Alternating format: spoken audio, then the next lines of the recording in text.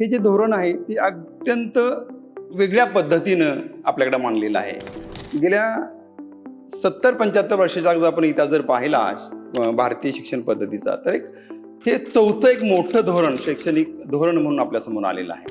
म्हणजे 1986 नंतर याच्यामध्ये विशेष काही झालेलं नव्हतं. म्हणजे जवळपास 34 वर्षानंतर आलेलं हे शैक्षणिक धोरण आहे आणि इतकं वेगळ्या पद्धतीनं शिक्षणाकडे बघण्याचा याचा प्रयत्न आहे की त्यामध्ये संपूर्ण स्ट्रक्चर, जे पूर्वीचं जे स्ट्रक्चर आपण जर पाहिलं तर पूर्वीच्या स्ट्रक्चरमध्ये आपण 10+2+3 असं स्ट्रक्चर होतं. आता हे स्ट्रक्चर आपण बदललेलं आहे.